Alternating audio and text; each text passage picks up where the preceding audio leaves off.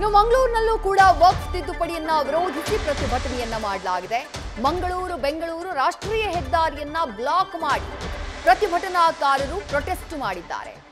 ಪ್ರತಿಭಟನಾಕಾರರ ವಿರುದ್ಧ ಈ ಸಂದರ್ಭದಲ್ಲಿ ಕಠಿಣ ಕ್ರಮಕ್ಕೆ ಮುಂದಾದ ಪೊಲೀಸರು ವಾಹನಗಳನ್ನ ತಡೆದ ಆರೋಪದ ಅಡಿ 3 ವಿರುದ್ಧ ಎಫ್ಐಆರ್ ದಾಖಲಾಗಿದೆ. ಜಲೀಲ್, ಕೃಷ್ಣಾಪುರ್, ಫಜಲ್ ಹಾಗೆ ಹನೀಫ್ ವಿರುದ್ಧ ಎಫ್ಐಆರ್ ದಾಖಲಾಗಿದೆ.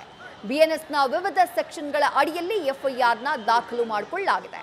ಮಂಗಳೂರಿನಲ್ಲಿ ವಕ್ಫ್ ತಿದ್ದುಪಡಿಯನ್ನ ವಿರೋಧಿಸಿ ಬೃಹತ್ ಪ್ರತಿಭಟನೆಯನ್ನ ಮಾಡಲಾಗಿತ್ತು. ಸದ್ಯ ಪ್ರತಿಭಟನೆ ಮಾಡಿದಂತಹ ಪ್ರತಿಭಟನಾಕಾರರ ವಿರುದ್ಧ ಮಂಗಳೂರು ಪೊಲೀಸರು ಕ್ರಮಕ್ಕೆ ಮುಂದಾಗಿರೋದು. ಹೆದ್ದಾರಿಯನ್ನ ಯಾರು ಬಂದ್ ಮಾಡಿದ್ರು ಅಂಥವರ ವಿರುದ್ಧ ಕಠಿಣ ಕ್ರಮಕ್ಕೆ ಮುಂದಾಗಿರುವಂತಹ ಪೊಲೀಸರು ಎಫ್ಐಆರ್ ದಾಖಲು ಮಾಡಿಕೊಂಡಿದ್ದಾರೆ.